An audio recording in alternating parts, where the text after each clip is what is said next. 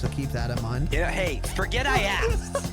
That'll definitely do. Ew. Join the Discord. It was the least fun I've ever had playing this game. A small but vibrant and extremely humble community. No, I've seen the sleeves, but I'm like, you said you're suiting up and then you put your sleeve on. Thank you for saying that. Because I'm a demon on the keys. Next thing I know, we're both dead. I immediately left the lobby. In Vietnam. What are they playing for? Are they playing to win? Stay humble. Stay humble. We are live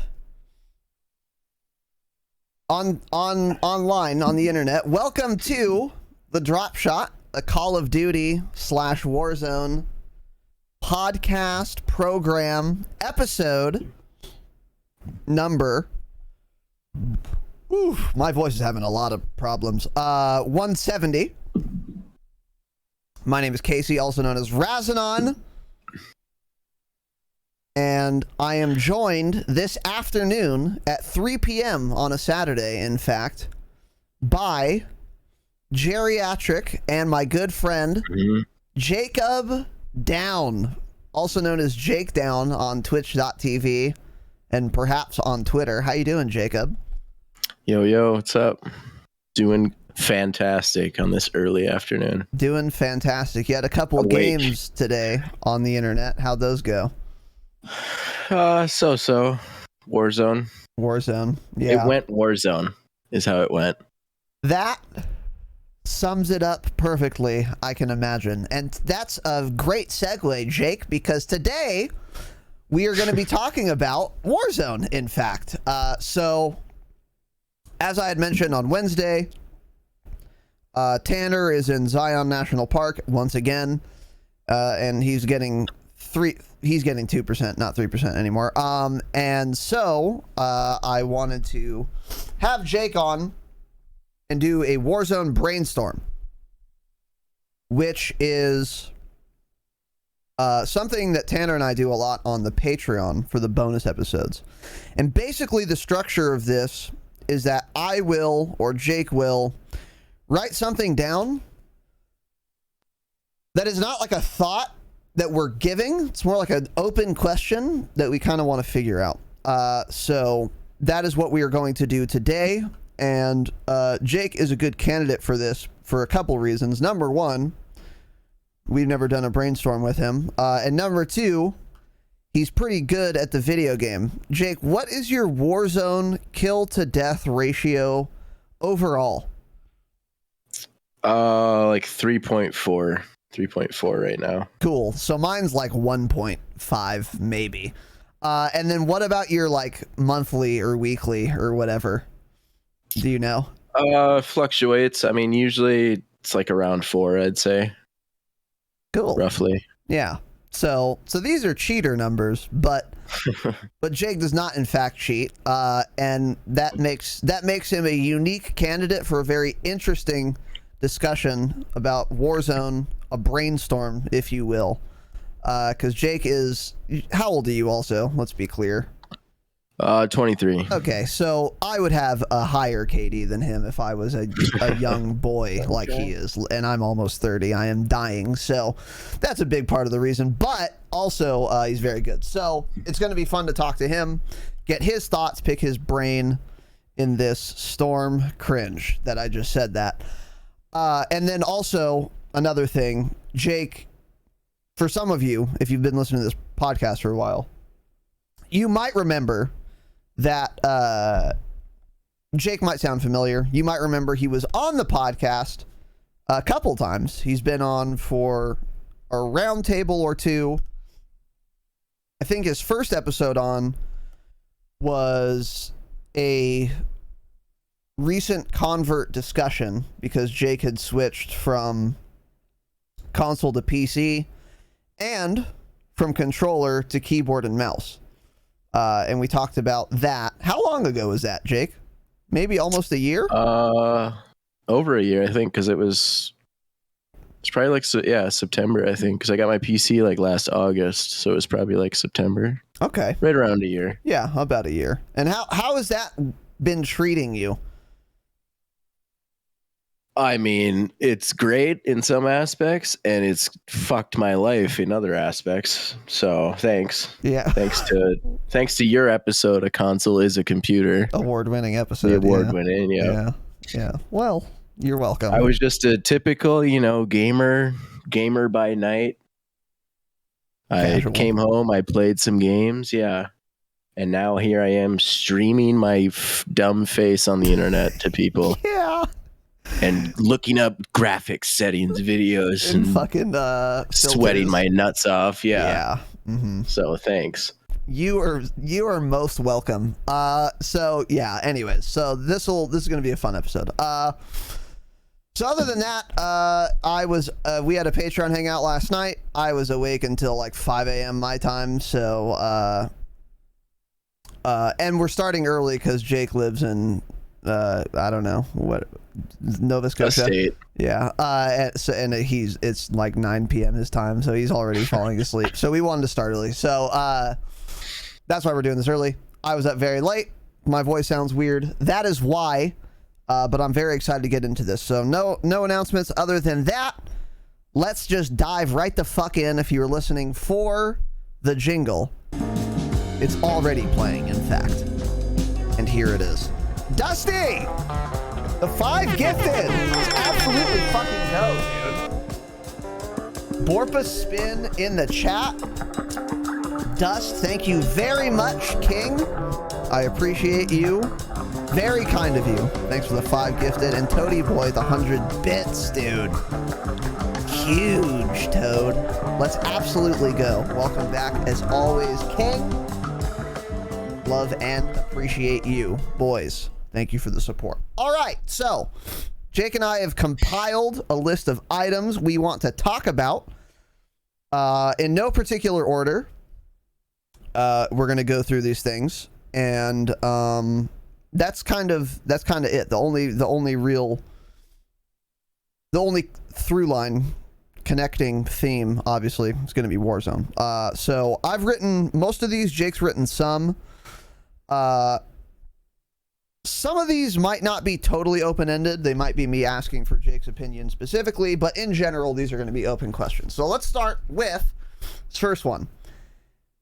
Tanner and I recently did a Patreon episode on patreon.com/thedropshot, which is, of course, the best way to support the show.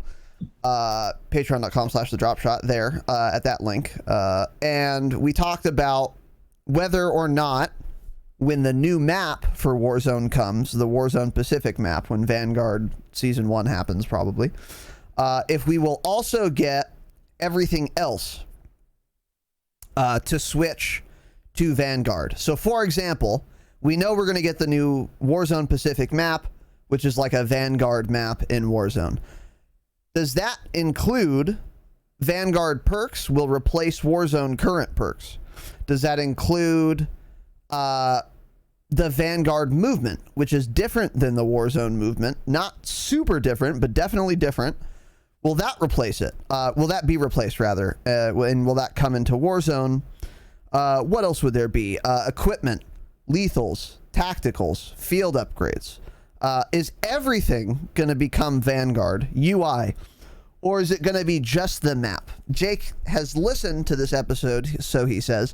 So I just wanted to start by asking, what do you think is going to happen when we get the new map? And which would you prefer? So yeah, I've been thinking more and more about this as we get closer to it. But lately I've been feeling like maybe I think they're gonna add the Vanguard perks and the equipment and all that. I think it's all gonna come over. But lately I've been feeling like maybe they'll just have all of it. Like you'll be able to use perks from Modern Warfare and like equipment, or like some of them they might adjust like certain perks from Modern Warfare when they bring them over to Vanguard. But I have a feeling they might add like all of them, so you'll be able to choose like any perk you want from either game. I see. Huh. Do you think they would change up where they go? That's what I was going to say. Like, I feel like they might have to, change the slot positioning for perks and whatnot. But I'm not sure. Maybe they won't add the perks from Modern Warfare and stuff. But I feel like the equipment, like at first I was like, oh yes, no heartbeat sensor. That's going to be cool. But I don't know. I just have a weird feeling that they're not going to completely get rid of that, and they're just going to port that over somehow. I don't know if they're going to change like the way it looks or like the name of it or something, but Right. make it more World War II themed. But I just have a weird feeling that they might incorporate it somehow in Vanguard. One thing Activision loves to do. How many assault rifles are there in Warzone? 300? 370, I think. Correct, yeah. So one thing they like to do is add entirely too many options. So you actually might be onto something. They might just say, oh, we're just going to vomit these perks on top of the ones you already have. So you can have Ghost in slot 1 and slot 2 and fucking slot 3 in 2022 when that game comes out. Cringe. I could see Activision doing that, actually. So that is funny. Another thing they could do, by the way, is you know how like when you're creating a class in Modern Warfare multiplayer and you like press the button to activate Specialist? They could do something where when you're in the create a class menu in Warzone, you like press a button to use either the Vanguard suite of perks or the Modern Warfare suite. So you can't mix and match them, but you can use either game's perks. But you just have to choose one whole game. That could be another way they would do it.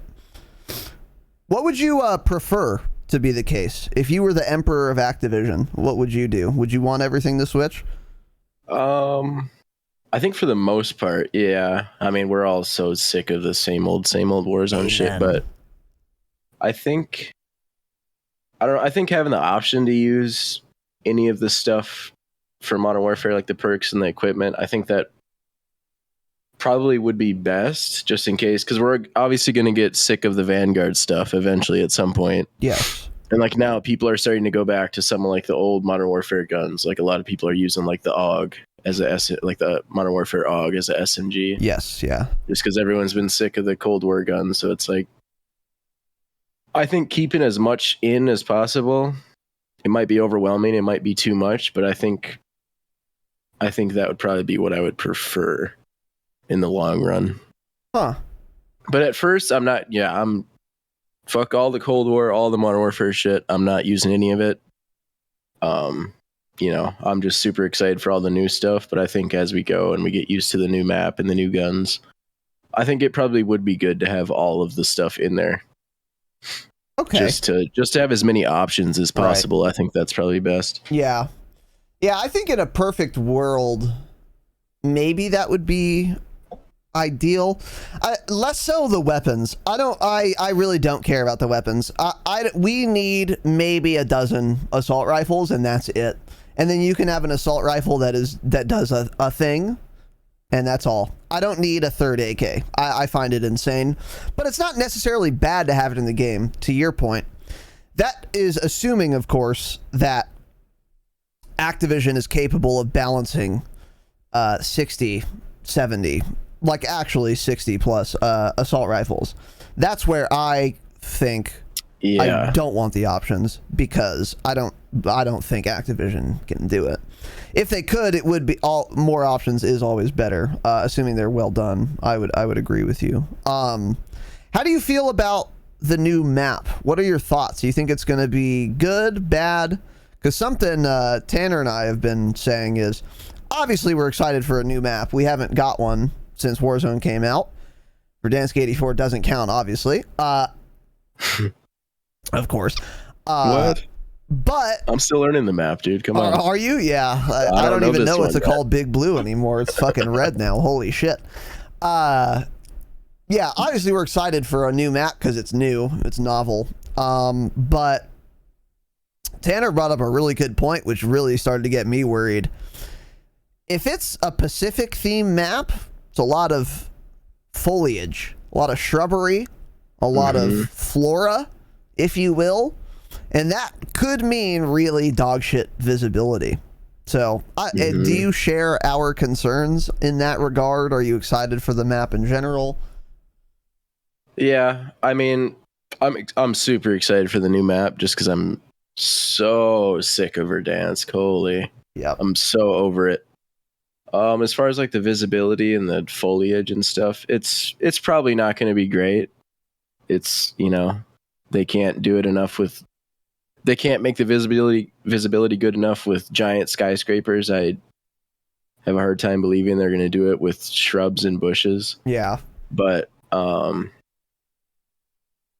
don't know. If it is bad, like, that's one of those things where if the visibility is bad, then it's like, at least it's something everyone has to deal with, which I don't know. To me, it's more worth it just having a new map. And I don't know. I guess I don't think the visibility can get that much worse to where I'm going to be like, oh, I'm not playing this game because I can't see people in the bushes. I'll just push through it. I see what you're saying. There is a point there about dog shit symmetry, and that's why dead silence is so much worse than bad visibility in some regard, because if the map has bad visibility, then everyone has bad visibility at all times. That's just how it works. But if dead silence is in the game, then there's an asymmetry where it's like, oh, okay, well, he has dead silence, I don't right now, and then I died. Then that's like much worse, because we're not on an even playing field. So even if it's dog shit, at least we're on an even playing field with bad visibility. I see what you're saying. I think. Yeah, that makes sense. I don't know. I am with you, though. Even if the visibility is worse, which is certainly possible, that's another thing, too, about if we're getting a full and complete swap to Vanguard, UI, client, everything, that would imply that we also get the little fucking red triangles, diamonds above people's heads. And if that were the case, then I would be thrilled. I would be so happy if that came to Warzone. And you could do it in Warzone pretty well, where you have to have your reticle within, I don't know, 5 degrees of the character model for the diamond to appear. Right. So you don't just like randomly see people way in the distance that you like wouldn't see otherwise, even if it was a good visible map. I think it could be well done, and like that would be awesome, and then it would be worth everything. But even if that is not the case, and we're not going to get the god tier diamonds, which is so crazy that they have to do that because their game is so fucking invisible. But I'll take it. Even if that's the case, it would be worth it just for a new map. Yeah, I agree. I'm with you. I'm so goddamn sick of Verdansk. I'm so sick of all the fucking buildings. Even if it was a great map, I would be done with it. It's been too long with the exact same shit for 2 years now. Cringe, change it. So even if the map is worse and the visibility's worse, almost going to be worth it just because it's different. So I feel you on that. So now let's talk about enough fantasizing. Let's talk about Warzone right now, today. So, and in the future, sure. So one thing like Apex Legends does, for example, which is another battle royale, is that no one knows where the first circle is going to be until everyone is landed. It's like whatever. I think it's like 5 minutes after everyone's landed or something, right? It's just like when you open the map, you don't see a circle. It's just like the whole map is just habitable. And then you learn of the first circle well after everyone has left the plane. The theory is that, again, if you show the first circle in the plane, like Warzone does, you will get a fuck ton of people congregating in particular buildings based on where they know the first circle is. And I think there are probably pros and cons to both, but I have never been a big Apex player. I played, in fact, like 5 matches probably. And you've played a fair bit of Apex. What do you prefer? What are the pros and cons in your view? And should Warzone continue to go the way they are, or should we just not show the first circle until everyone's landed? Yeah, I think Apex waits like, I think there's like a minute timer once everyone's out of the plane to show the first circle, which I think something like that would probably be best for Warzone, because the way it is now, if you're in the plane picking a drop spot, and like that just determines so many people's like their strategy and their game plan for the entire match. So like you got the recon people who will, oh, the flight path is really far from prison, not a lot of people are going to go there. Let's fly all the way to prison, do recons, and then, you know, take the chopper out of there. Which, I don't know. I feel like if you didn't, like, say prison wasn't or was in the zone, but you didn't know that because it doesn't show the zone. Right. I just feel like it would spread more people out. So not because right now, if you fly over the middle of the map, you know, a hospital, train station, superstore, factory, like all those spots are going to be hot every time. Mm-hmm. And they probably would be for the most part for the sweats. But like, I think for the general, like the majority of the players in a match, I feel like it would help spread people out more. I don't know. Yeah. And I don't know. I guess they would maybe have to slow the speed of the first circle down a little bit. Yeah, because if you don't have a vehicle, you can get caught up in the gas really easily on that first circle. True. But I don't know. I just feel like knowing exactly where the first zone is and before you even hit the ground, I feel like that's a little... Warzone already gives you too much info and makes it too easy for you. I feel like that's one thing that they could do, and not too many people would be upset about it. Yes. And it might not even change that much, you know, like maybe it wouldn't really make a difference, but I feel like it's just something I would prefer for whatever reason.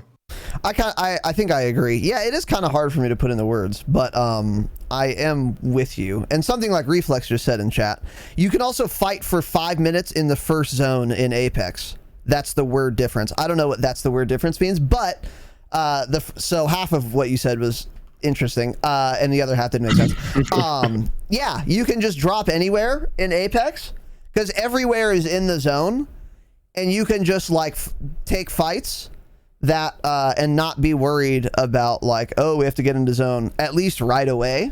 That would be nice too, I think. Yeah.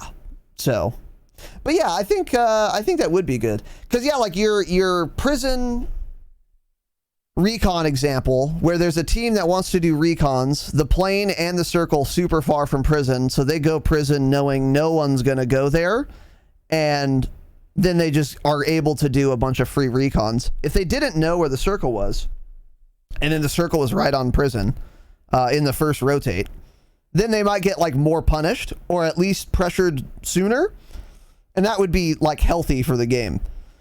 Mm-hmm. Which also dovetails into the recon contract. I think so. Like Tanner and I have talked about recons. We've talked about like the recon strat and in Warzone and how it's effective and what it entails, which is kind of what you were alluding to earlier. You know, land far away from where everyone else is, get a chopper, do a recon, do 8, and then sit in the best spot in the final circle. It sounds harder than or it's harder than it sounds, but if you practice it a lot and you get good at it, it is a very consistent way to win the game. And for example, it's_iron is someone we talk about a lot. And he at one time like had the most wins on Earth in Warzone. And this was his strategy. Him and his squad, they would just do recons, get to a power position, and just win. And he was winning so often that he has since stopped doing recon contracts because he's like, honestly, it's too easy. Like, and it's just like, I'm over it. I'm bored. I want to play this like a traditional BR. So I just am done doing recons. And that was months ago. And to this day, I was watching him today. I think he's live right now, in fact. Don't go watch him. You're here. Stay. Don't leave. But he still doesn't do recons for like months. And the question, of course, is should there be recons? Should there not? Are they too good? My contention. So you know how if you pick up a bounty and you get a bounty placed on another team and you kill them or they die, it's fun and exciting. And then you get another bounty and then you get another bounty. And then on bounty number 9 that you try to pick up, it says this contract is unavailable because every other team has had a bounty placed on them. You can only have one bounty placed on you, an individual per game. Or per team, is it? I think it's per individual. I think it's... Or per team. I don't know which one. I think it's per team. I think it is per team, actually. Anyways, whatever. You pick up the bounty contract and it says contract unavailable. I believe each team, you should only be allowed to have one bounty placed on you. Also, you should be allowed to do one recon contract. And if you try to pick up another one, it just says, get fucked. Contract unavailable. You've already done one. So then, like, if you do just one recon, by the way, it's still really good. Depending on when you do it, especially if you're able to save it for like circle like 3 to 4, like that can really fuck. And I think that would be probably the ideal system, because then you don't get rid of the recons, but you have to be smart about when you do it and if it's worth it. If you'd prefer to know next zone or 2 zones after that, that means you have to wait. What are your thoughts on recon contracts, Jake? Yeah, I was just thinking that would even, like, say they did take out or make it so you don't see where the first zone is when you drop out of the plane. That would even make that better, because then it's like you don't know if where you landed is really far from zone. So maybe you want to do a recon quick and then see where the zone is. And you're like, oh shit, we got to go. And that gives you the extra, 30 seconds, a minute to get to zone. Or if it ends up being you're right next to the edge of zone, you just be like, okay, well, the zone's going to pull here. We're going to have a lot of people rotating into us. Let's just chill here and kill some people coming in, because no one knows where the zone is. Right. And we do. So we're right on it. So let's just chill here and, wipe some teams, gather their resources. I think that making the recons so you could only do like one, I think that would really be cool, with taking out the first zone too, or making it so not everyone could see it right away.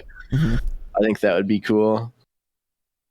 And just recons in general, I don't know. I just feel like you're saying with Iron, like, he's obviously very, very, very good at it and has practiced it a lot and knows it like the back of his hand. So it's like, it does take a lot of skill, but I think the reason, like, without recons, I don't know if Iron and OP marked, respect to them, they're really good players. I don't know if they'd be still top in wins without recons in the game. Yeah. Because I think it's such a... Now, granted, anyone can do it, so that's kind of what makes it. It's like, well, if you hate it so much, then just do it. But right, yeah. I don't know. I just feel like it's too much in a BR. I feel like it gives you too much info, crucial info in a BR. Right. Yeah. A bounty's cool because you know where one guy is on one team.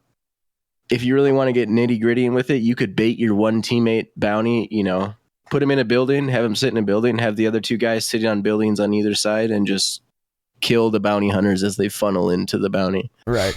Yeah. So it's like there's a lot of strats you could do with these contracts, but it's like I feel like recons are just they give you too much crucial info. Yeah, I agree, because you were kind of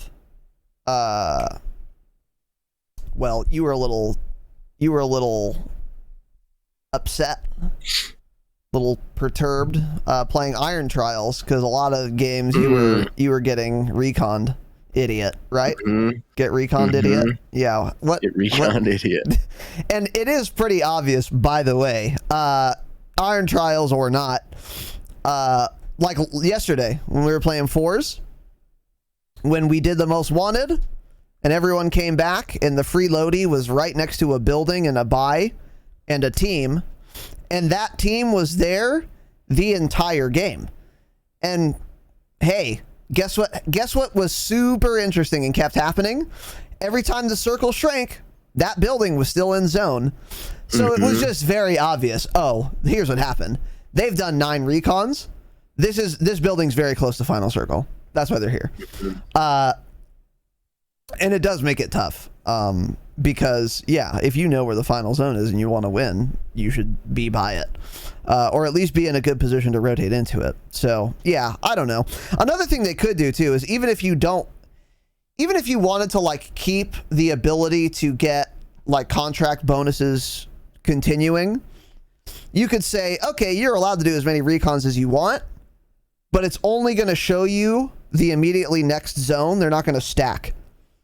So you'll never be able to find out where the last zone is on Circle 2. It's just literally not possible. So you could do 8 recons during Circle 2 timer, but you'd only see 1 extra circle. That would be another way, which would make recons better than my original proposition, but worse than they are now.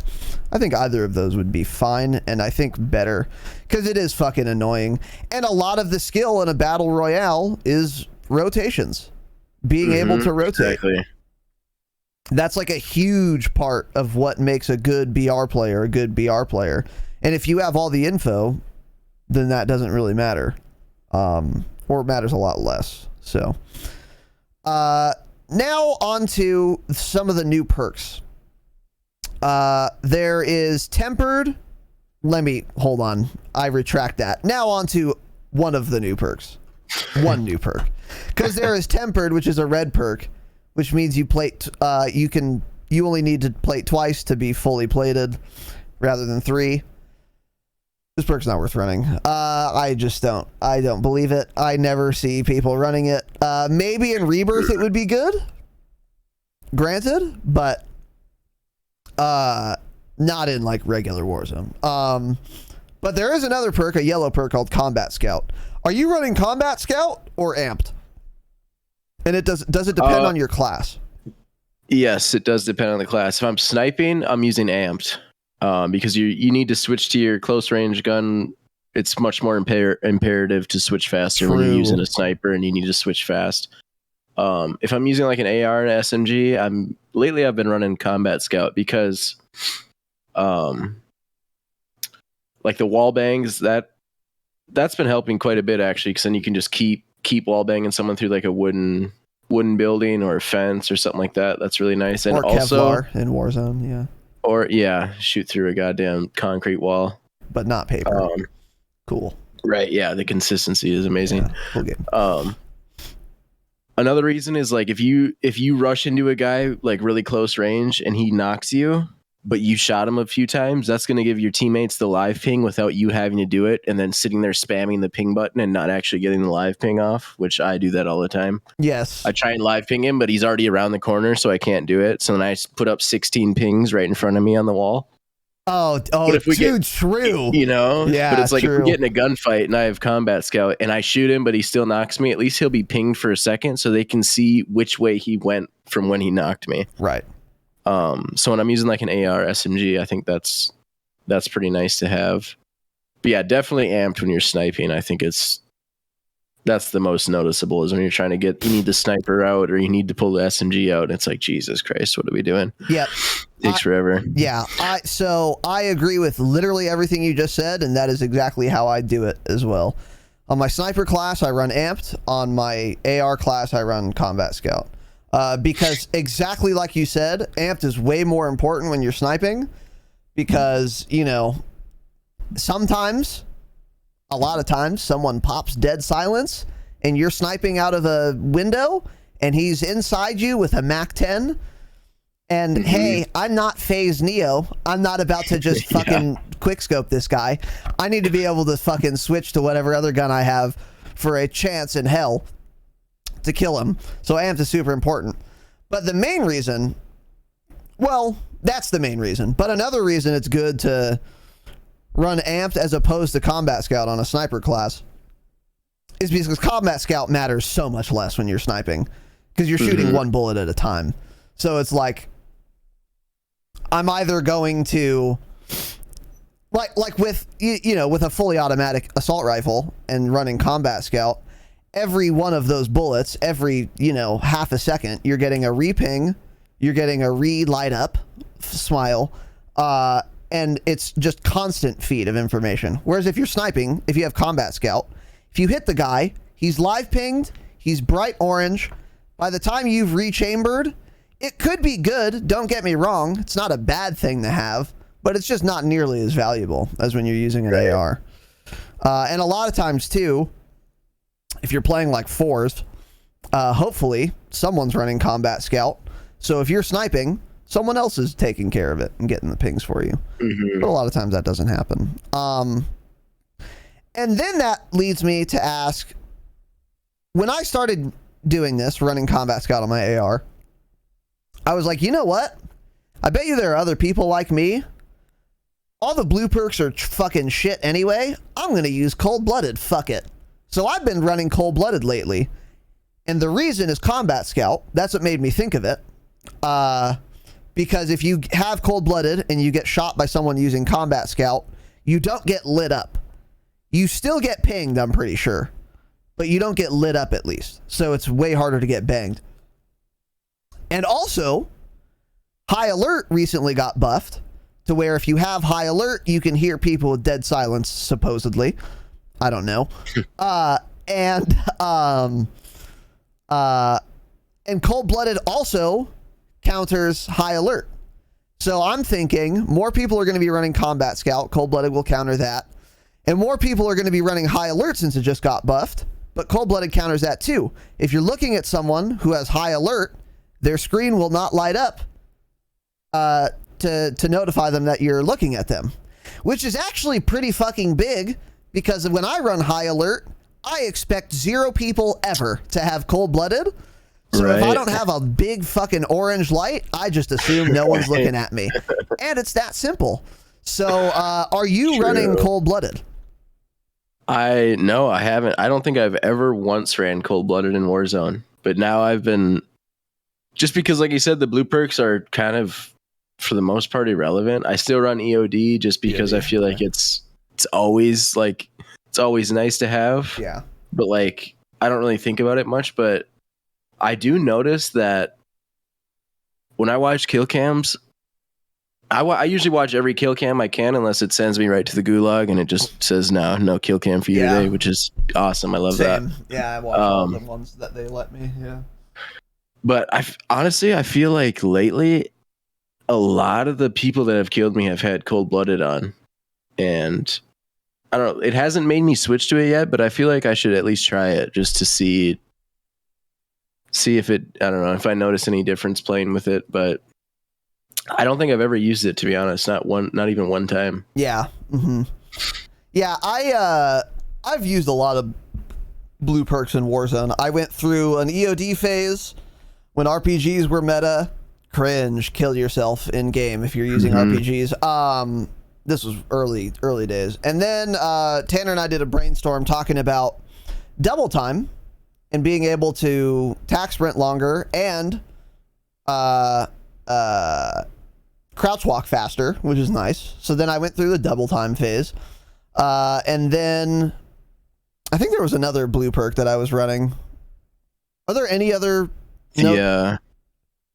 Not quick fix. Didn't you guys try the one where you get more kill streaks or whatever out of boxes? Was it Point Man or? That's red. Or whatever it's called. Oh yeah, what is that perk? Oh, is that a blue perk? Point Man's the one where purchasing costs less. Kill Chain. Kill Chain, yeah. Yep, you're right. That's the one, yeah. Running Kill Chain, which actually, I might be running that still if it weren't for Combat Scout and High Alert buff. Because it was good, by the way. I remember Kill Chain was like noticeable. You would get a lot more streaks. But the problem was there exist RCXDs and combat bows. So it's like cool, and cluster strikes. So it's like, okay, well, cool. But I'm holding a UAV, so I'm simply not picking up this precision. So now what happens is I'm going to leave the precision here. I'm going to go to another building. And then the team behind me is going to pick it up, down me, and kill me with the precision that I created with Kill Chain. Cool. So then I kind of stopped using that. But yeah, now I'm on Cold-Blooded, and I will say I don't miss EOD. I don't feel like I ever die, and I'm like, man, if I had EOD, I would have survived there. It just doesn't happen. It's so much more rare than than I maybe you'd thought think. it would be. Yeah, because the thing is, I'm just not in a position where you're going to get me to explode very often. I'm rarely in a building or in an enclosed space where you can just be lobbing explosives that will threaten me. And if I am, then having EOD will not make the difference. Right. I'll take less damage before they For a run in and second. fuck my ass. Right. Yeah. But either way, they're gonna run in and fuck my ass, so it just doesn't matter. I would encourage you to try cold-blooded for sure. Yeah. Yeah, I should, especially with Combat Scout now. Yeah. Yeah. My AR class is cold-blooded, high alert, and Combat Scout, which is just what a world we live in. I never thought I would be running those 3 items. Yeah. It's kind of crazy, but that's the circle of Warzone, as it were. Which leads me to high alert.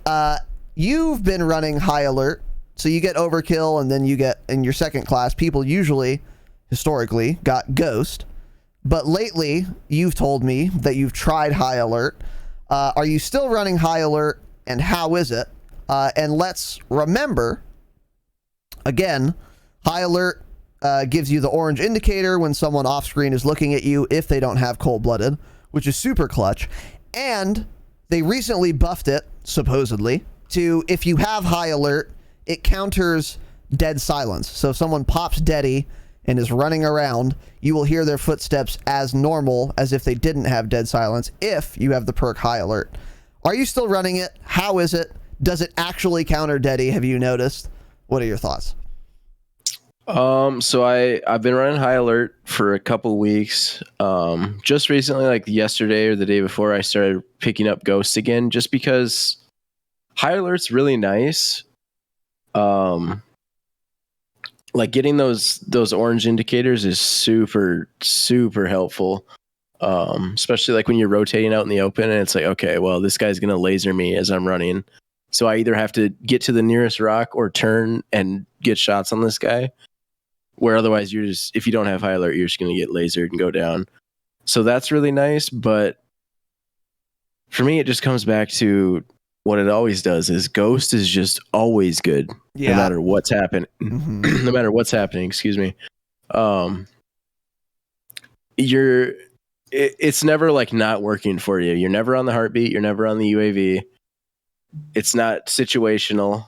It's just always 100% working all the time. Yeah. Which I feel like is just, the times where you notice high alert is going to be nice. And you're like, oh, thank God I had high alert there. But you're not going to notice that with Ghost. It's like, oh, well, that whole team just ran right by me because they popped UAV and I wasn't on it and I wiped them all. It's like, oh, thank God I had Ghost. It's like, no, you don't really think about it. Yeah. So I've kind of been going back to Ghost just because I feel like it's just overall is better, more useful. And as far as the dead silence thing, I don't know. Maybe it works. Maybe. Yeah. Perhaps. Yeah. I don't know. I died of dead silence so much with high alert, with ghost, with fucking in a chopper. I still get ran up on dead silence or something. I don't know. I always died of dead silence, and it's just laughable at this point. Yeah. I mean, I don't know. I've never noticed it. Like, yeah, maybe I did where I like had high alert and like, oh, this guy's running up on me. Maybe he did have dead silence, but I would never know because if I killed him, then you don't get the kill cam. You don't know. Right, I don't know he had deady pop. Exactly. He doesn't drop half a dead that's silence. true. Yeah. So it's like I don't know. I just feel like it's good in the situations where it does help you, but they're so few and far between, and you won't really know in that case to where you can definitively say, oh, high alert saved me right there. Yeah, true.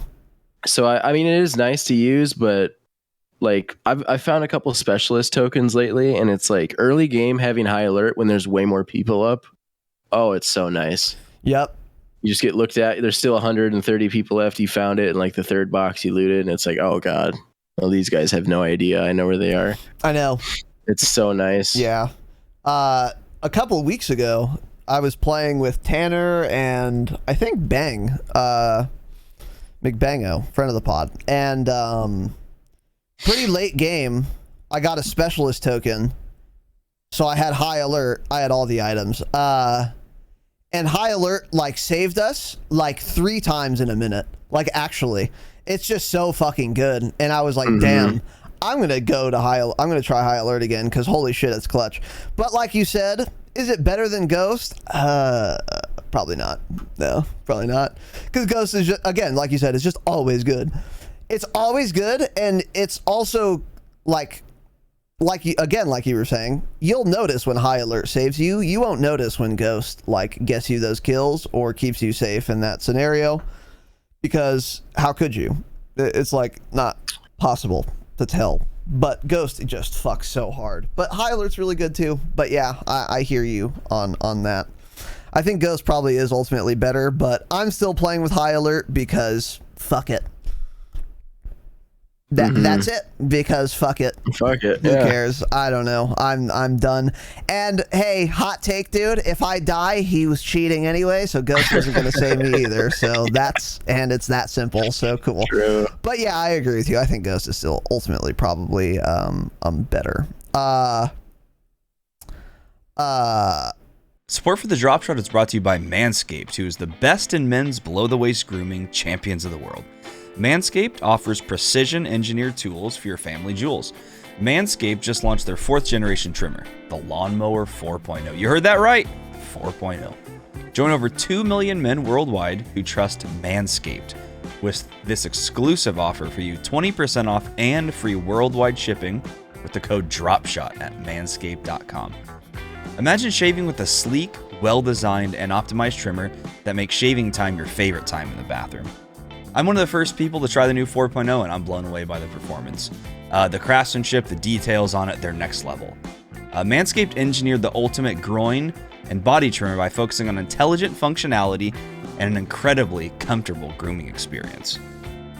Their 4th generation trimmer features a cutting-edge ceramic blade to reduce grooming accidents thanks to their advanced skin-safe technology. I now feel confident shaving my boys. This upgraded trimmer includes a multi-function on and off switch that can engage a travel lock. Gives you the ability to turn on the super clutch 4000K LED spotlight when you need a little bit more precise shave. Lawnmower 4.0 even allows you to customize your trim through additional guard lengths with sizes 1 through 4. Did I mention wireless charging? The new wireless charging system uses electromagnetic induction, which can help battery length last longer. Men, you've been shaving with the same nut trimmer on your face, you've been doing it wrong. It's that simple. No person wants to end up with pubes in their mouth. It's time to get your own ball hair and body trimmer with Manscaped to make me time the best time and enhance your confidence with some nice, smooth boys. Get 20% off and free shipping with the code DROPSHOT at manscaped.com. That's 20% off with free shipping. Manscaped.com, use code DROPSHOT. Unlock your confidence and always use the right tools for the job with Manscaped. Let's see. I want to arrange these questions in a different way. So let's get to some of what you wanted to talk about. Let's see here. Do vehicles add to a skill gap? What are your thoughts? So yeah, this is something I was thinking about when I was playing Iron Trials for a while. Because in Iron Trials they took out there still is vehicles, but there's only quads and the motorcycles, which that's kind of there are where like I came up with fewer this of question. them too. It seems like. Yeah, I don't think I saw a single lot less. vehicle when I was playing Iron Trials. Yeah. So that got me thinking. It's like, because I was playing Iron Trials and we were doing okay, we'd get to the last zone and it's like, oh, these guys did recons, so now they just get to hold us out of the zone because I just got done, because the fights take a lot longer because the time to kill is longer. So I'm on the edge of gas fighting guys, and now I just get held because I have to run with the gas eating my ass, and there's guys in the building in front of me shooting me out the window mounted.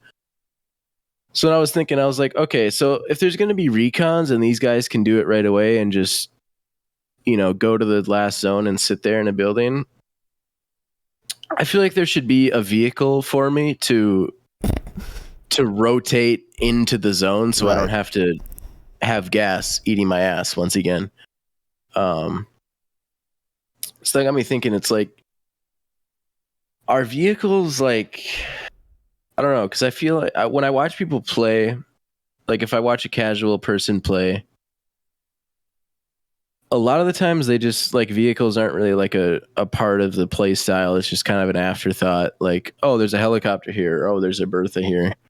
Let's take it. But when I watch pros play or the really good Warzone players play, it's like vehicles are crucial. It's like part of the game plan. Like, okay, we got a trophy, we got a vehicle, let's go. Like, let's roll. So I was thinking about that is, do vehicles add to the skill gap? Do taking them out of iron trials, is that a good thing? Now people are going to say, well, there is vehicles, there's quads and bikes. It's like, I mean, that's just basically running at a faster speed. There's no cover on it. There's no, Right, yeah. If someone's mounted on a wall and you drive past them, you have no cover. You're gonna get downed off the bike or the quad. So like rovers, SUVs specifically, I know the Berthas can be a little annoying because you can be shooting the guy right in the face through the glass, and it's like, okay, well, I'm not hitting him somehow. Yeah. That's kind of annoying. I get that. And the chopper is kind of so. You can kind of, move to wherever you want with the chopper. So I get that. So mainly, I guess my question would be, does taking rovers and SUVs out of iron trials, does that add to the greater skill gap that they're trying to go for? And even in regular Warzone, is that, I just wonder what people think about like vehicles and if it's kind of an afterthought or if it's a main part of their play style. I think so. This is why it's important in video games that you have people who develop the game know what, like, the name of the game, know what it is, know what a first person shooter is, and maybe even, crazy thought, play their game. And so, and of course the Call of Duty devs don't do that. So what I think were thinking with iron trials was that, okay, we're going to take out like SUVs because since the TTK is slower and it's harder to kill people, if we let there be SUVs, final circle is going to be 8 people driving around trying to run each other over because it's easier. It makes running someone over much more appealing if the time to kill is slower. Right. Yeah. So I think that is what they were thinking, because on paper that might make sense. However, that's why it's important you play your fucking game. Maybe test something out once ever. And then what you realize is that, okay, cool, Bob, on paper, you're right. We don't want people being run over, but also we can't fucking rotate in because there are still recons in the game. TTK is super slow, etc. And now that there are no vehicles, if someone does recons, that makes recons even better because I can't rotate through them in an SUV like I normally would be able to because you fucking took them out. So I do share Activision's concern, and for iron trials, for example, that if you allow there to be SUVs, we're just gonna be playing Halo and just fucking running people over all the time, and that's certainly not the skill gap we want. Mm-hmm. I get it. I share the concern. That is fair. So I would propose take out the vehicles like they did, maybe, or maybe add in the buggy, the rover, yeah, because it's like the SUV has a lot of cover, but the buggy's like, it's pretty precarious. It's got a decent amount of cover, sort of. Like it will absorb some bullets for you, but it's not so safe like a Bertha that you can just drive people over at on a whim. If there's a buggy driving straight at you, you can fucking destroy that guy pretty goddamn quick. I think that's probably, I would say leave that in, and quads and dirt bikes. Cringe. But like take out everything else maybe. But also don't allow recons in iron trials. That seems really obvious. That seems far more obvious to me than taking out vehicles. And it's odd to me that they thought, let's make sure to remove Berthas because people are going to try and run over other people, but also let's leave in like recons. That is weird. Because, yeah, if you take out vehicles and you know last zone, it's so much easier to hold people. No one will be driving a Bertha through your zone. So you just like, it makes it so much goddamn easier. Yeah, that's a good point. And that's something you brought up that we hadn't thought of because we hadn't played it yet. That's why it's important you play things. But I agree with you. And then when it comes to regular Warzone, do vehicles add to a skill gap? That is a good point. If you do watch pro players, they're always driving, dude. They're always moving around. Because at the end of the day, what is a vehicle? It is a vehicle, pun intended, for increasing your movement speed. And having higher movement speed is good. That's it. And you can get to advantageous positions much more quickly, much sooner, before other people, and with some cover. And the way vehicles are balanced in Warzone, I actually think in general is pretty good. Because, yeah, you're moving super fast and you have more cover, but also literally anyone that opens the map knows where you are. Or no, that's not true.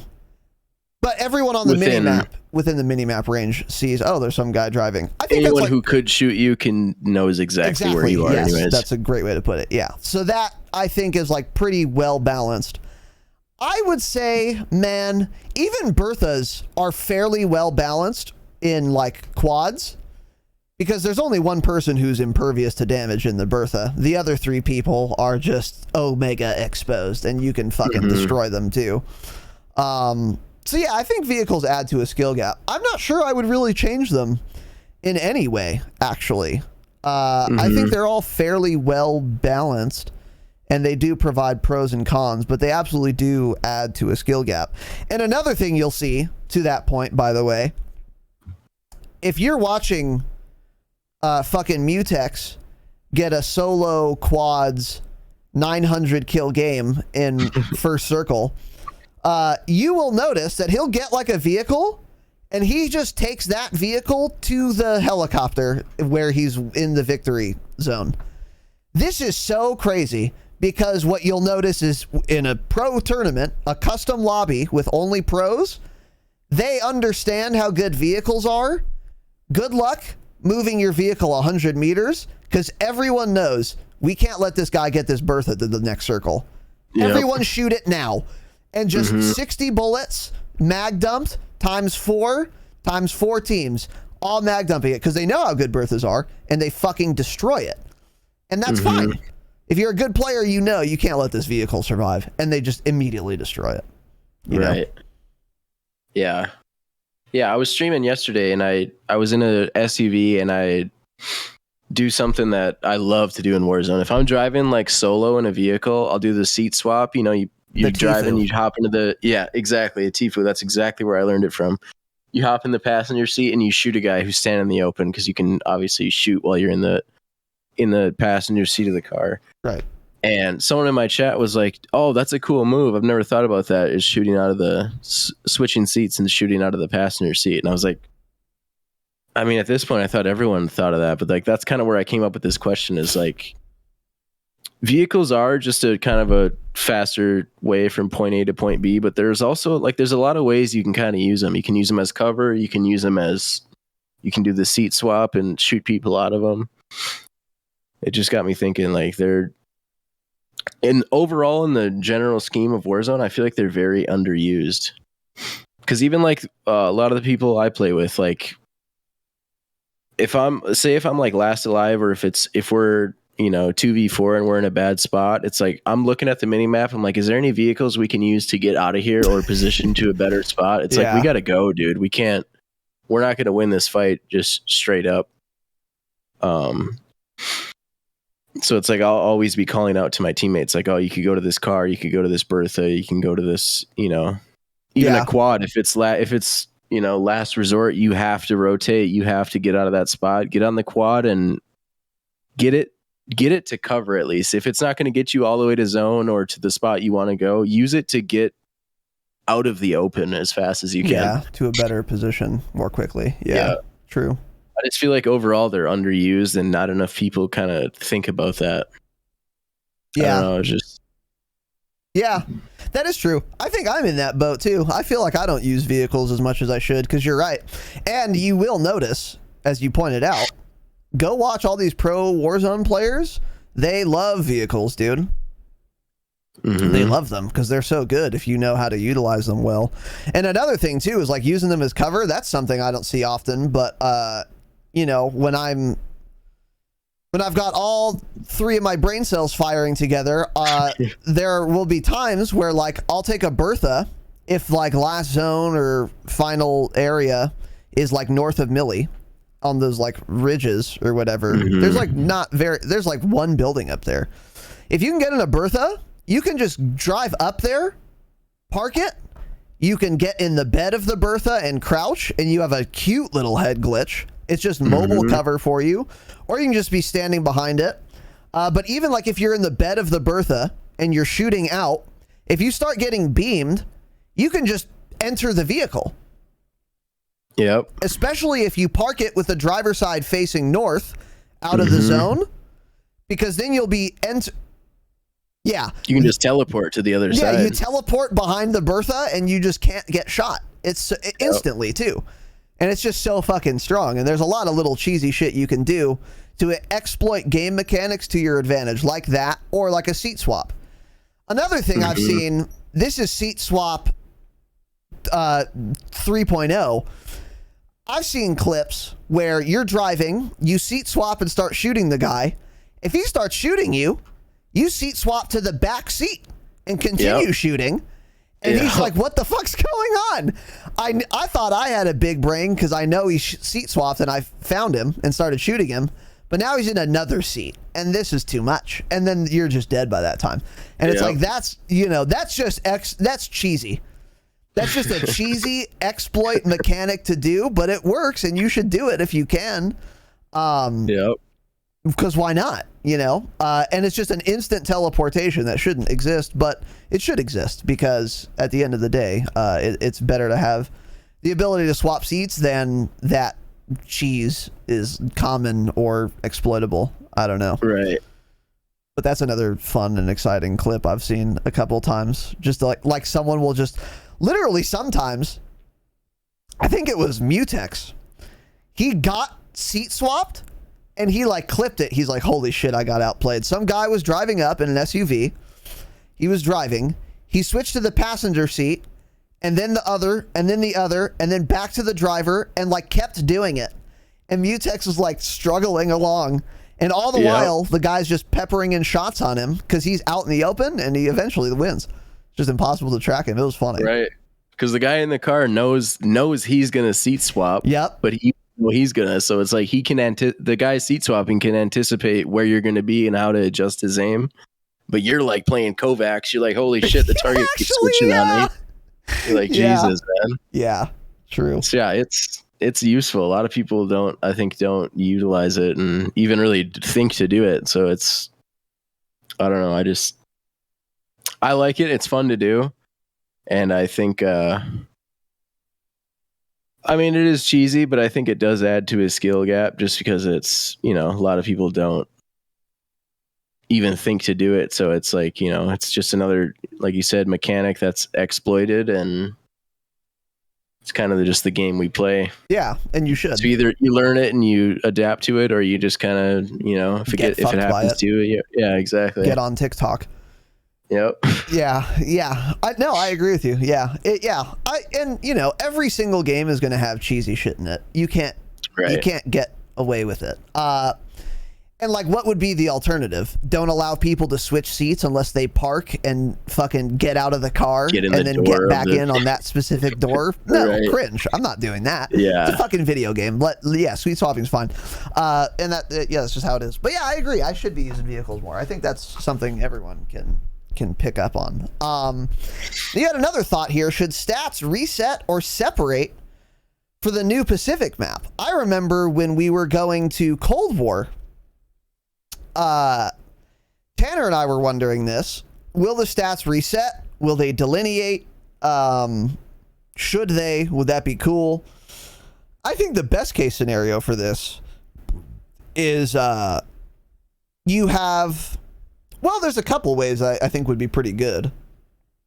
Number one, you can get an option where it's like you go to your barracks and it's like, hey, would you like to reset your stats since there's a new game out?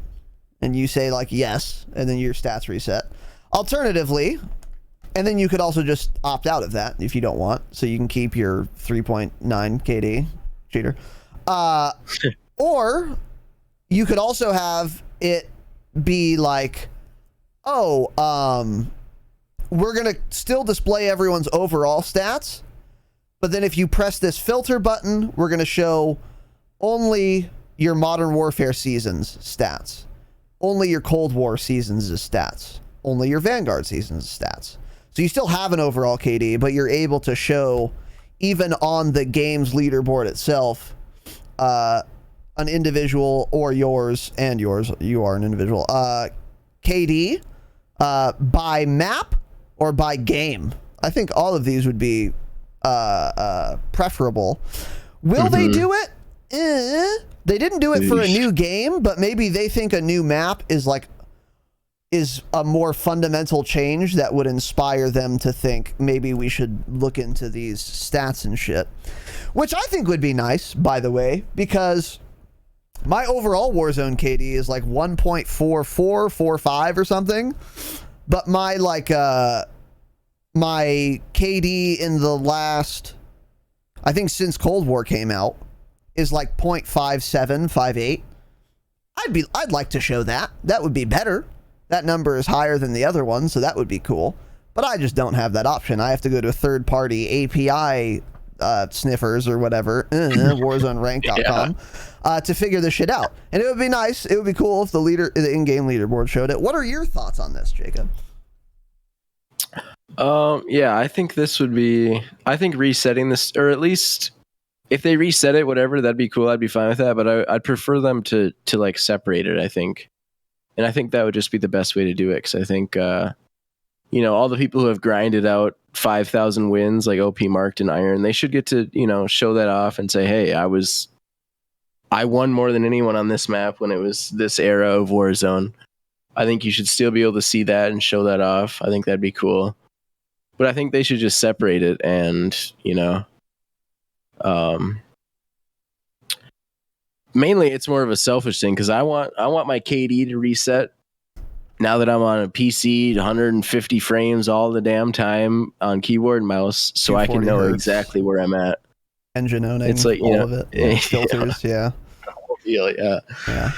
I just think that'd be cool, and I don't know.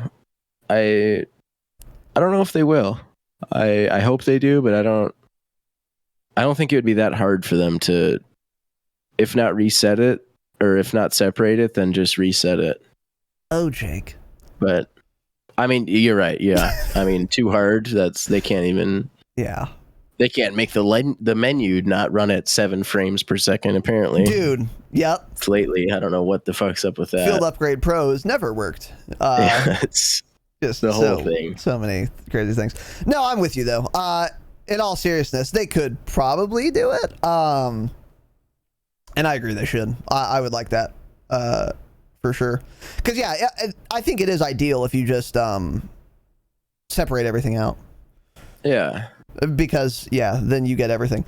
The only even if problem, it wasn't by season, just by like maps. So here's your Verdansk stats. Here's your Rebirth stats. Here's your Pacific stats. Ooh, yeah. That would be cool, because they already do that with Rebirth and Verdansk. Just true.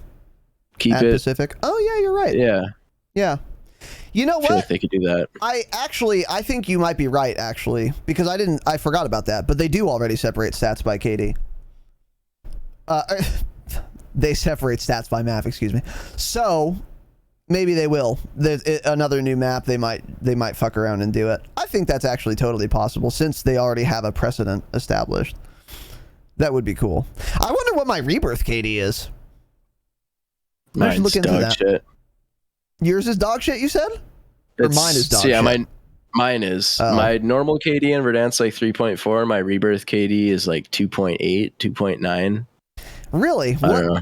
Yeah. I think you've had a hot take in Discord about Rebirth Island. Can you share with the class what that hot take was? Well, I remember Tanner one time, he said, if your KD isn't higher in Rebirth, I don't know what the fuck you're doing. It's like, okay, Tanner, yeah, you get more kill because everyone respawns, but you also die a lot more because there's more people all the time shooting you in the back, and there's Right. Timmy and his 3 friends have been sitting in a building respawning on each other for 10 minutes, and you come in with a pistol and they just gun you down. It's like, Rebirth is fun. Don't get me wrong. I like it a lot, but the skill gap and it's a side mode. It's not a BR. I get it. It's there. It does what it does. It has its purposes, but I don't think you can't really compare your KD in Rebirth to your KD in Verdansk just because it's such a different game and play style. Yeah. So you can't take a 1-to-1. Oh, well, if your KD's worse in Rebirth than it is in Verdansk, then doesn't mean I'm worse at Rebirth. It just means, I think it just means everyone else is better just because you have more opportunities to kill people. Yeah. I don't know. That's the way I see it, at least. Yeah. I hear you. It is very, very different. I'm with you on that. And Tanner's a fucking idiot. I'm with you on that too. And fuck Tanner. And he Tanner. 2%. Pay cut. Get scammed. I'll take the 1%. Yeah. Yeah. There you go. It's been siphoned to Jacob. So get fucked, There we Tanner. All right. Next one here. What is the ideal loadout in Warzone these days in terms of guns? So this is a poorly worded question. Here's what I mean.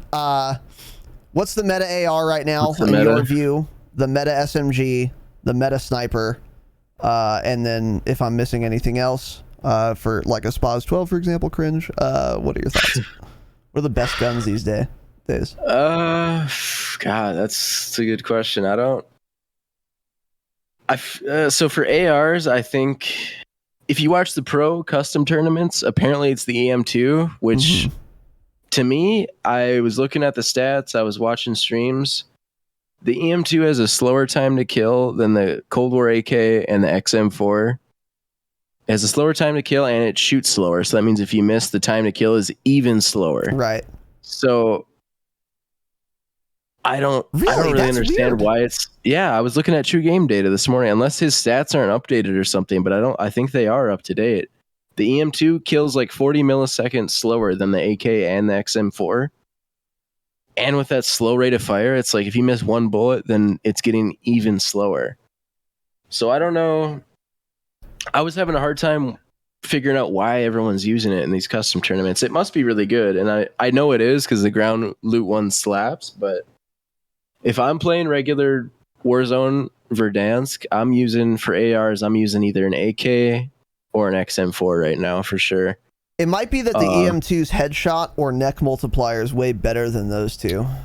Yeah, I feel like it's got to be something like that. Yeah. Because all those demons are not missing headshots. It's certainly not the recoil. It's got fair recoil. Like every gun, it's fine. Cringe. But it's like, I think it's more than an AK. Cold War AK. I'd say. So that is weird. Yeah, maybe it's a multiplier. Headshot then, yeah. Yeah. That's a good question, though.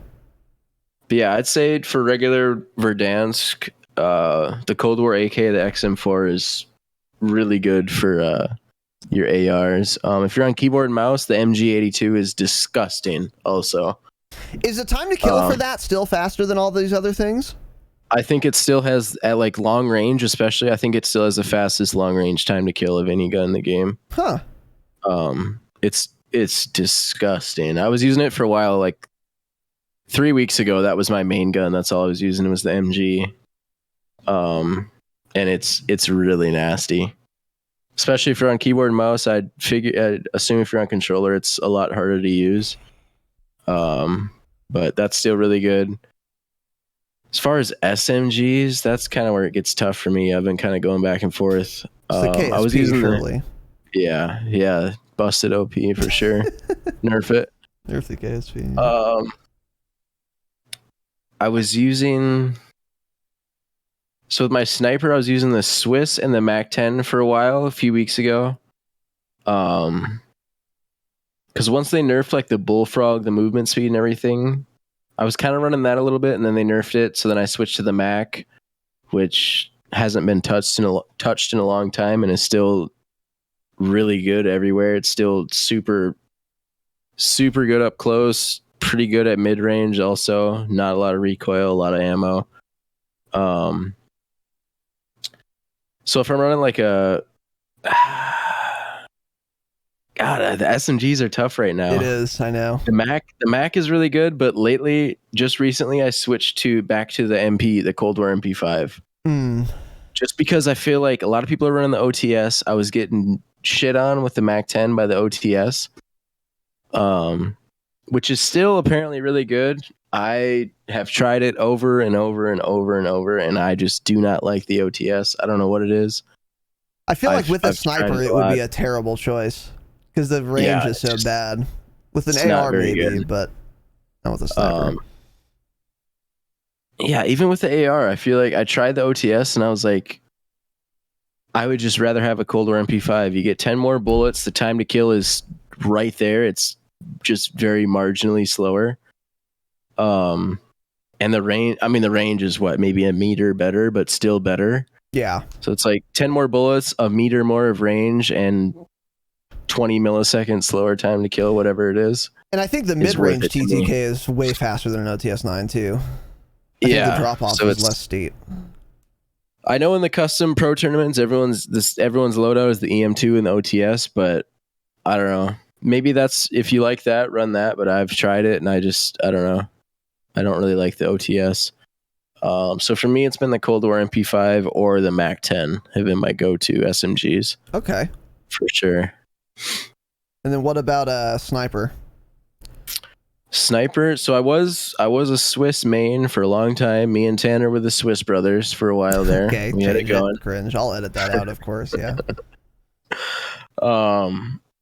But then once they updated it a couple of weeks ago, last week or whatever it was, broke their game again. Yeah. And I watched True Game Data video, and the reticle is off again. It's so you got the reticle and your bullet shoots higher. The bullet is going higher than where the reticle is. That's so weird. So it's not super noticeable until you get really far out and a guy's on a head glitch and all you can see is the top of his head, and then you shoot at his head and it doesn't even hit him. You're like, okay, you think with the bullet drop, you think, okay, well, all I can see is his head. How did he not go down? But it's just like the other day I was playing, we were at Port and there was guys across the canal at Park sniping at us. We were sniping at each other. And there was a guy sitting there not moving. Full body exposed, not behind any cover, not moving. I aimed like right at his mouth and I didn't even hit him. I didn't get a hit marker.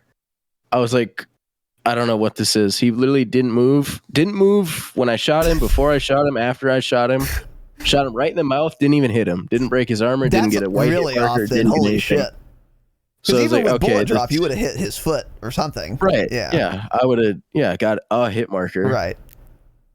So I was like, okay, something's weird here. I was like, that, it must be that the reticle's off. So then, like 3 days ago, I switched back to the Car 98 and Old Faithful, the car is just as good as it ever was. Yeah. Just disgusting. The easiest sniper to ever use in any video it's so game. Satisfying. Like the Swiss is fun to use. It's really fast and it's, you got that nice reload with the magazine, the 5 rounds. But something about hitting a headshot with a car and just him rechambering that shot. I don't know what it is. I hate the Swiss, like how it has that like 2 knobbed, like the bolt on it or whatever. I don't know why. I don't like the way it looks. The Car 98 just looks so much cooler to me. Yeah. So I've been using that lately and I've been loving it. Mm-hmm. Yeah. I'll probably go back to the Swiss if they fix it, just because that reload is the best thing about it, honestly. Yeah, I'd be using a car if it wasn't for the dog shit single ammo reload thing. I fucking can't stand doing it. I hate it so goddamn much. Yeah, it is annoying, but it's better that than shooting a guy right in the face and not even hitting him. That is right now. Of course, that's very annoying. Believe it or not, it's frustrating. Yeah, that's also frustrating too. Yeah. Yeah, when you told me, because I was using the Swiss, I was experiencing some weird shit too. And I was like, man, I really thought I hit that guy. Didn't. And then you were in chat and you were like, yeah, the Swiss is broken. I was like, oh, thanks. So then I switched to the SPR Because the car is great. It's the easiest gun to use. It's the easiest sniper to use in any video game ever. And it's that simple. You can't convince me otherwise. Holy shit. It's so fucking free to hit. It doesn't move. You don't have to hold your breath. Your breath is always held. It's so fucking simple. Anyways. However, I'm done. I'm too old. I'm not waiting to reload 5 bullets at a time individually like an asshole. I'm done. I'll never do it again. So... I switched back to the SPR until they fix the Swiss because it has a box magazine. Dog shit, awful slow ADS time, but holy fuck, man. The SPR is unique in that you simply do not...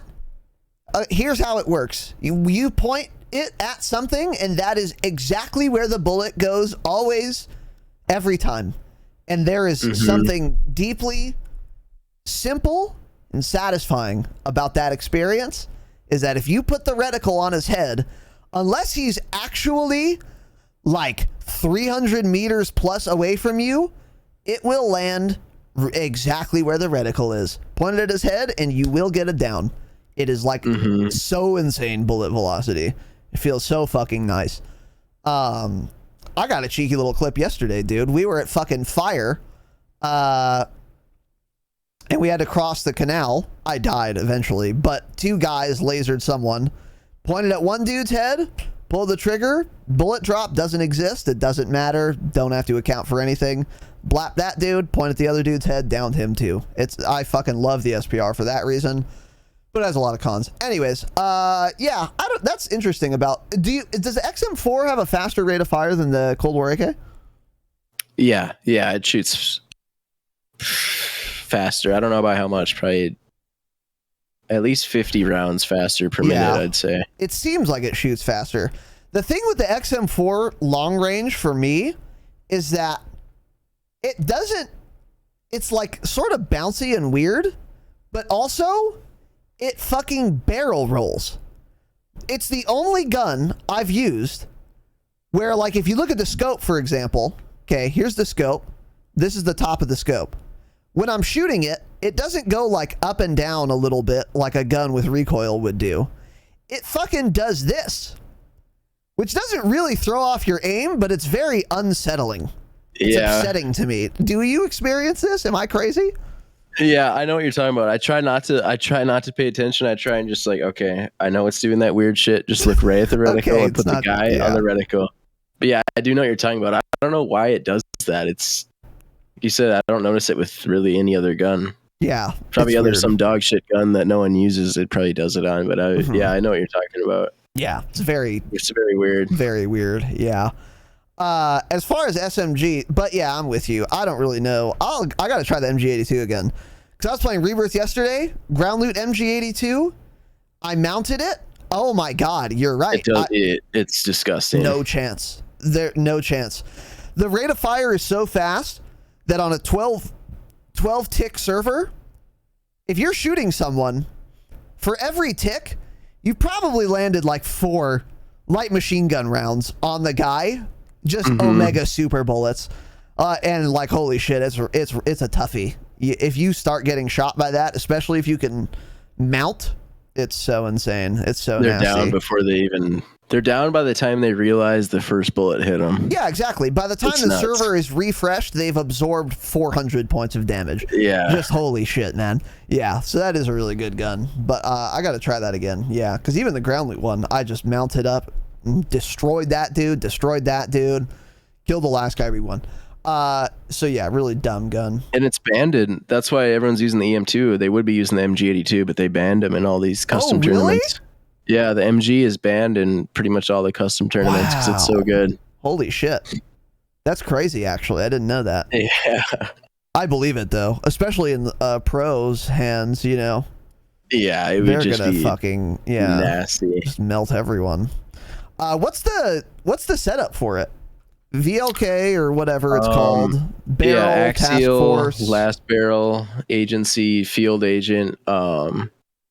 And I think 120 rounds is what most people use. Is that the second choice? Yeah, whatever like the first extended mag is what most people use, I think. I see. Yeah. How's the ADS time on it? Not that bad. Like for an LMG, it's faster than all the Modern Warfare LMGs. And it's I mean, probably ever so slightly slower than like a Meta XM4 or AK, but like not very noticeable. Yeah. It's, you know what? It's faster than the ground loot EM2 with that dog shit.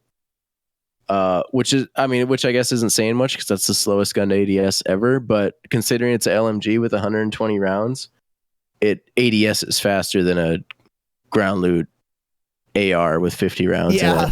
Yeah.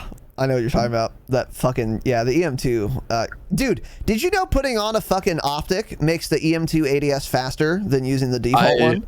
I noticed that. I was playing Rebirth and I finally started using the EM2 today, and I was like, all I have is the 3X on this. Why is it ADS so much faster? Yep.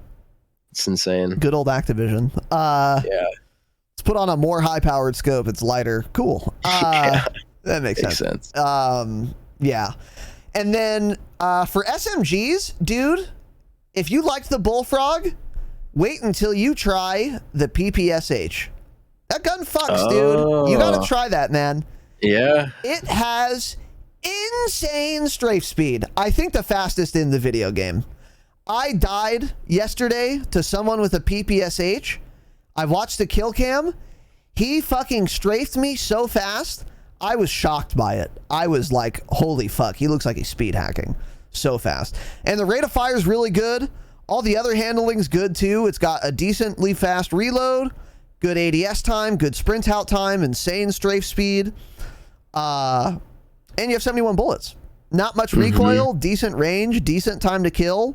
You will still get fucking 8 by an OTS 9 inside 2 meters or whatever the 1 foot, whatever the range is. But besides like that in a Cold War MP5, it's perfectly fine, like in a building or something. I think the MAC 10's probably more versatile. I think it probably has better range than a PPSH. But 71 rounds is just yummy, dude.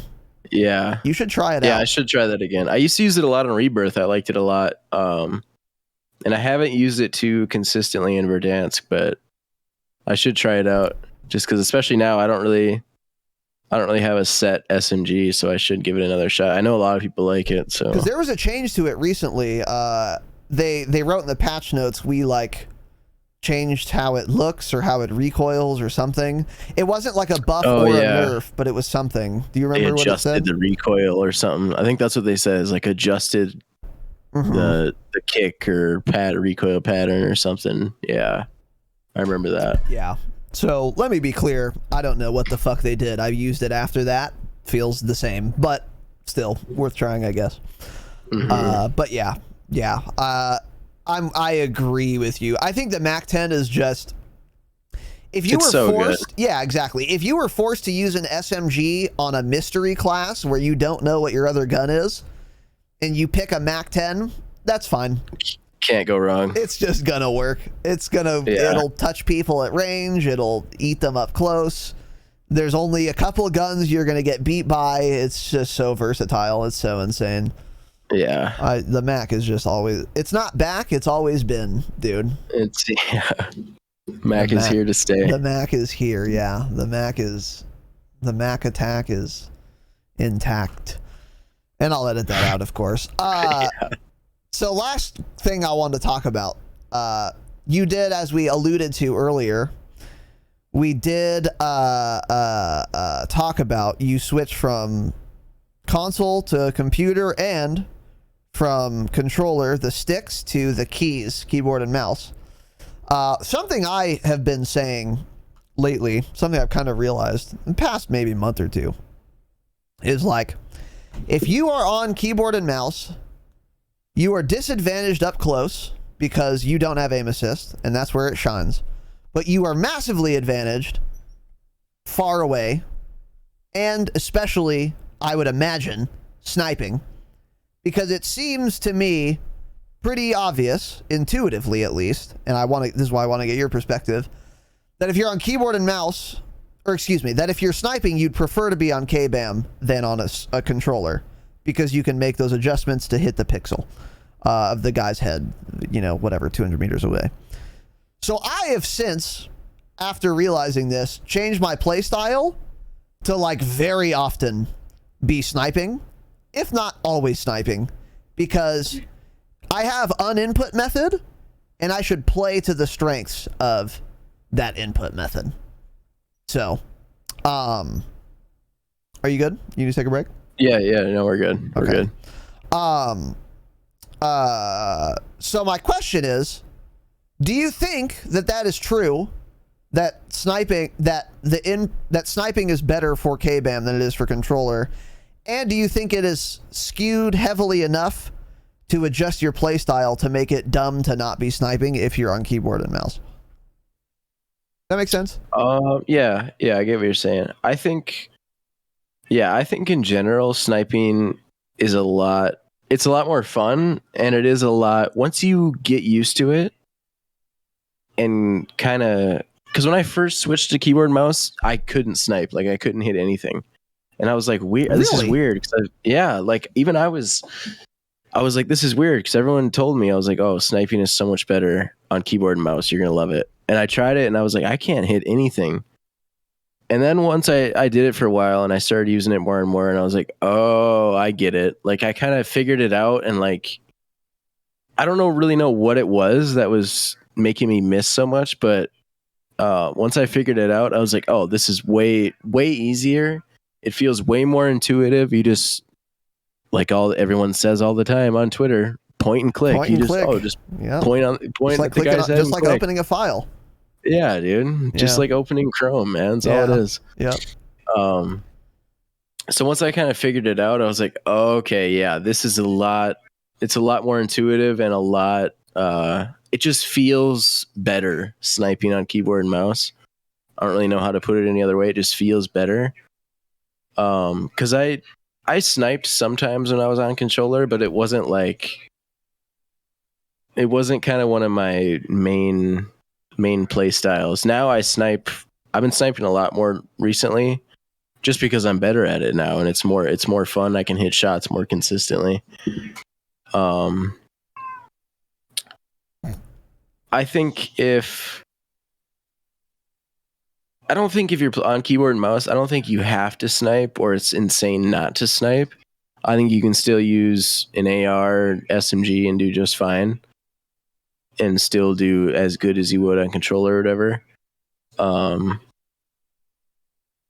I just think if you already enjoy sniping and you're good at it or you want to become good at it, I think it's just going to be easier and more fun on keyboard and mouse. Yeah, I see what you're saying. My computer's being so weird. Well, another part of the reason, yeah, I should have explained this. Another reason is like on that side of the equation, it's like, yeah, sniping, if you're going to snipe, you'd rather be on keyboard and mouse. That's part of it. The other part is, if I'm sniping, that means I'm getting more kills at 200 meters, and therefore there are fewer people that I'm going to have to kill at 2 meters. So it's part of it is to play to the strengths of the input method, but also another part of it is to avoid the weaknesses of the input method. And if I'm using an AR and an SMG on keyboard and mouse, I am inevitably going to have to be closer to people. Even my long range fights are going to be closer with an AR SMG. Right. And that is increasing the chances. And if you've played with both loadouts, you will quickly realize if you're using an AR and an SMG, you're going to be in buildings fighting people more often than if you're sniping. That's just going to happen. And the reason I like to snipe for that is for this as well. I want to be in as few buildings with enemies as possible because I'm not good enough. I can't do it. If fucking Jimmy, 19 years old, just got home from school, is using an OTS-9 with dead silence on the sticks, I will always die to it. So whatever I need to do to get myself in as few of those situations as possible is what I'm going to do. That's another reason I think, I don't know if insane is how far I should be going, but I think you got to be pretty confident with an SMG on keyboard and mouse if you want to not snipe. If you want to compete with the OTS-9 and Dead Silence on the sticks. Be my guest, dude. You're really good if you feel that way, because I don't. I'm not kidding, dude. Once I started to realize this, I literally have no confidence pushing buildings ever. I just don't. I don't have confidence doing it. I get shit on so often. Am I trash? Sure. Maybe I am. But I have a lot more confidence sniping. Like, I feel genuinely confident when I'm sniping, and maybe the other guy's sniping too. We both know where where each other are. We can call it heads up, if you will. If I'm heads up sniping against someone, I'm fairly confident. Like, okay, whatever. He's sniping, so am I. Let's do it. But if we're doing a heads up SMG battle in a room or in a building, no confidence. I have none. I just have none. So that's another reason I like to, I don't know, snipe a lot. Yeah, I see what you're saying. That's what I was saying. Like, if you already like sniping and you like, it's one of your main, it's one of your main go-tos, then it's just going to be better and more fun on keyboard and mouse. But if you kind of just like to do everything and just kind of change it up and do whatever, then you're going to get shit on sometimes up close. Keyboard and mouse, it's just the way it is, unless you're Huskers and you rarely miss a shot. So sniping is going to win you more fights in general, but I don't know. I try and lately I've been trying to just kind of stay good at everything or competent at everything. So I've been using like the MG, I've been using the AK, the XM4, okay. The mid-range SMG with the MAC-10, the close range with the Cold War MP5, just because I don't know, I don't like that feeling where I go in and it's like, okay, well, I just got absolutely shit on just because that guy's so much better. I want to be good at everything. So it's like, you know what? I haven't sniped in a while. Let's freshen up the sniper skills. Let's bust out the sniper and, let's dial it in. Let's get just so I keep it fresh in my brain of, okay, this is the drop. This is where I need to aim if someone's this far. That's kind of how I go about it. That's just me. Another reason that's a good idea too, by the way, is sometimes you won't get loadout and you'll have weapons that are not yours and you have to make do. So if you're staying up to date on every like weapon category, keeping all those skills brushed up, then when you get bought back, you're never getting loadout, but your teammate just killed this guy and he's using these two guns, you'll be competent with them because you are keeping up to date on all of that stuff. And that does happen fairly often. So that is a good point. Yeah, for sure. All right, Jacob, anything else you'd like to discuss this afternoon/evening if you're in the wrong time zone? I don't think so. I think I'm all set. All right, buddy. Well, thanks for being on, Chief. I appreciate it. JakeDown, we are trying to get JakeDown on Twitch to be a famous Twitch streamer so that Tanner and I can milk him and ride his coattails. He's good enough to do it, but he doesn't make but he doesn't make enough YouTube videos to do that. So cringe. And let's ask, here's my final question. When are you starting your YouTube channel? It's a tremendous question. That's the $1 billion question. It really is, isn't it? Yeah. Well, yeah. You know what? How about if there's anyone listening who's into making videos and wants to do Warzone stuff or shoot at first-person shooter stuff? How about let's get in contact and we'll figure it out. How about that? That sounds like a great plan. What? I've done it. I have Adobe Premiere, whatever the fuck. I have the whole suite of Adobe apps in my computer, and I open them and I sit there and I look at it and I say, nope, not happening. Yeah. I watch a video on it and it's like, okay, this guy's skipping over the tiny details, the obvious stuff apparently that I need to know. Right. And the beginner tutorials even skips that shit. So I've tried doing it. I could do the basic stuff, but it's like, I don't know. I want to make good videos. If I'm going to do it, I want to do it good. And I know I'm not going to start. It's not going to be the best off the bat, but I don't want it to be the worst thing anyone's ever seen off the bat. How about that? Sure. So if anyone's into video stuff and wants to, get in the Warzone, get into Warzone or any of that stuff, hit me up. We'll figure something out. Because I really need to, and I would love to start doing it. Yes. So hit me up. I like that. Yeah. So hit him up. You can join the fucking Discord and DM him. His name is Red. He's like an admin or officer, whatever the fuck we call it. You could DM him through Discord or on Twitter at, what's your Twitter? At JakeDown TTV on Twitter. So you can DM him there. Make sure you follow him also. And then on Twitch at twitch.tv/JakeDown, one word. Give him a follow over there. For aspiring video editors, okay, be like Tanner and I, ride his coattails. This is a prime opportunity. He's young. He's extremely good at the game. He's unironically better than a lot of the people in the Warzone pro scene right now. Would you agree? I mean, I would never say that, but if you want to say it, sure. Okay. Sure. He is. The stats don't lie. And we need to get him into that scene. He can be a millionaire Twitch streamer or content creator if he could get his foot in the door. And YouTube is a great way to do that. Streaming is too. All the things. Help us help him. Help ourselves, because we're going to ride his coattails. That's the plan. So, again, twitch.tv/JakeDown, JakeDownTTV on Twitter. Give him a follow. Send him some love. He's very good and fun and exciting to watch play the game. If you're into that, so do that. Jacob, thank you again for being on the program, bud. Thanks for having me. Appreciate it, dude. You are... always love being on here. Welcome, dude. And we started early just for you. It's 90... Thank you. It's 95 degrees Fahrenheit, and I'm doing a podcast, so you're welcome. Hey, you are welcome. Yeah, cool it off in there. Yeah, luckily we have the AC running, thank Christ. It just needs to reach 100 degrees Fahrenheit to run the AC. Cool. Nice premise. All right, boys, that is it. Thank you all for watching. Thank you for listening. We hope you enjoyed this episode. If you liked this format, by the way, the Warzone Brainstorm, this is something we have done many times and will continue to do at patreon.com/thedropshot, which is the best way to support the show. 5 bonus eps a month. Weekly hangouts. I was up till 5 a.m. at one, in fact, last night.